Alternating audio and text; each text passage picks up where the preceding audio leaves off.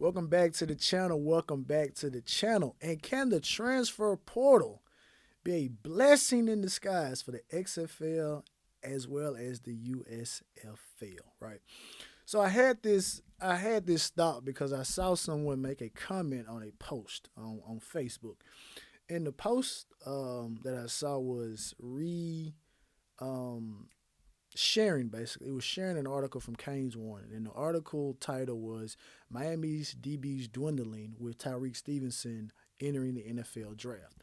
Now, I'm not here to talk about that particular article, but what I am here is to talk about is a particular comment, or just to expound on said comment. At least where my mind went to when I saw this particular comment, and obviously, of course, they were talking about in the comment section about the eligibility that Tyreek Stevenson had left, and someone said that, well, hey, paraphrasing, basically, hey, if he doesn't make it in the NFL, he still has the XFL and USFL. Well, XFL, he didn't say USFL. He said he still has the XFL.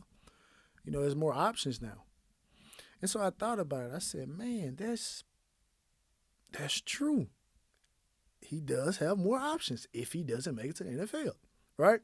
So I went and I looked at the XFL. I wanted to see what the requirements were, right? And so, from what I saw, is that the biggest requirement is that you can be no more than 4 years removed from your last collegiate game or your last game, right? And so, somewhere I saw that you can try out if you have just graduated high school, so you don't even have to necessarily go to college. Now, I didn't say that you're going to make a team, but they did say that you can go and try out, right?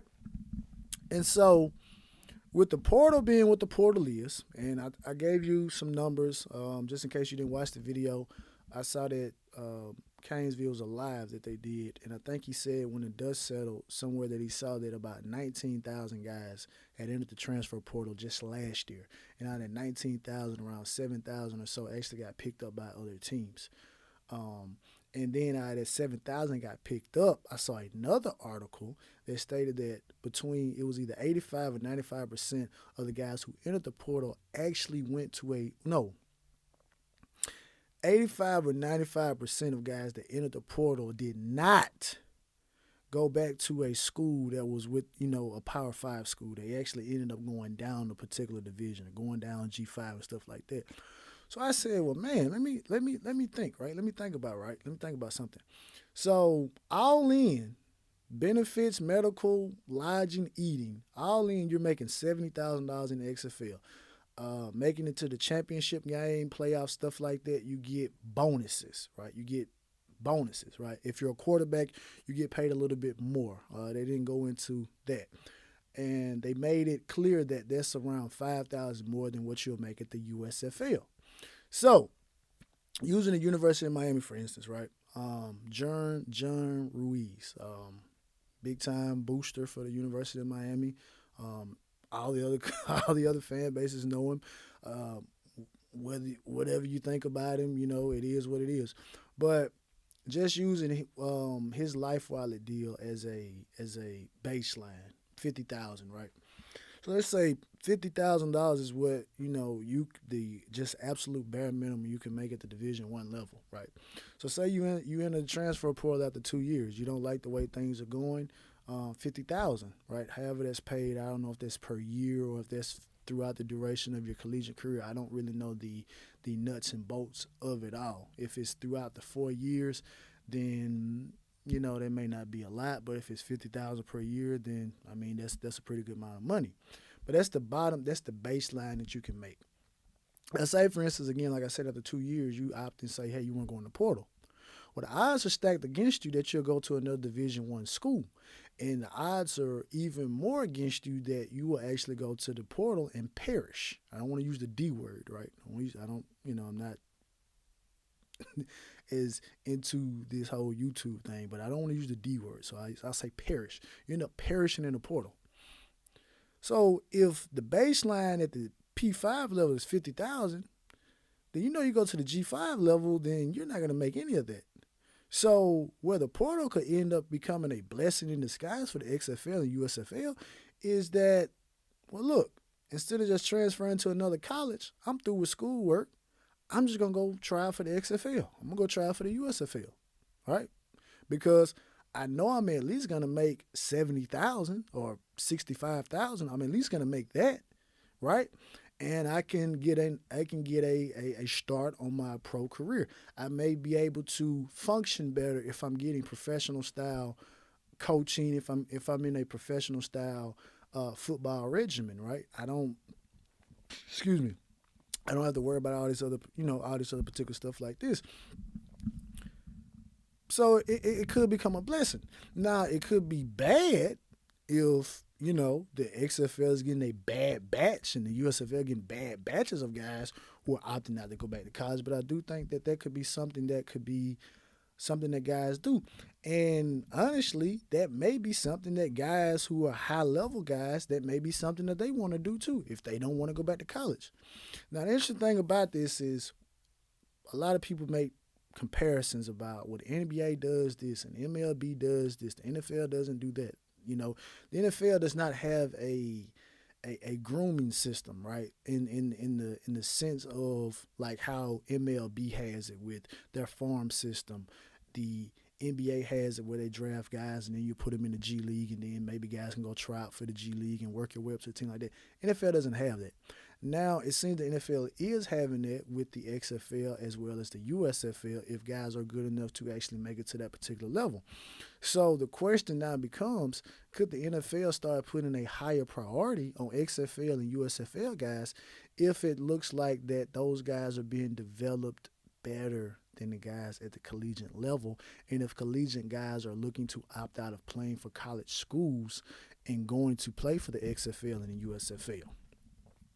Now, I do think that is something interesting because obviously the biggest thing that both of those particular leagues do have to do is they do have to show that they can remain solvent. Now, obviously, we understand the first iteration of the XFL, it did not go that well. Founded by now disgraced CEO of the WWE. I grew up WWF, Vince McMahon, and the USFL is being rebooted from its 1980s days.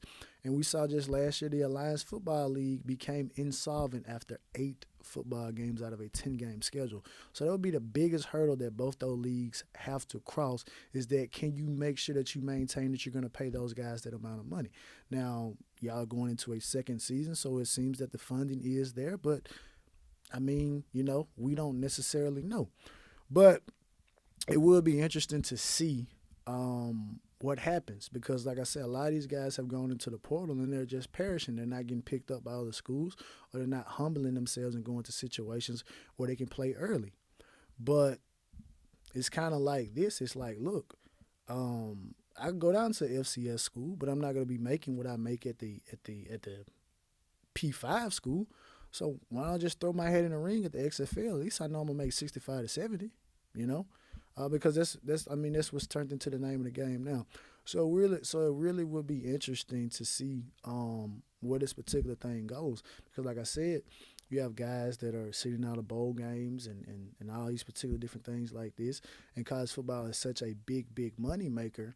But I think with the way that the portal is and all this stuff like this, the XFL and the USFL could actually come out and become winners. Now, will they be – I'm not even thinking about them being a threat to the NFL because the NFL has fought off the AFL, they fought off the USFL, XFL, Alliance, all these other startup NFL, pro – I don't call them NFL, all these other pro leagues, they fought them off and they still reign supreme. But right now, it seems that college football is very, very fragile.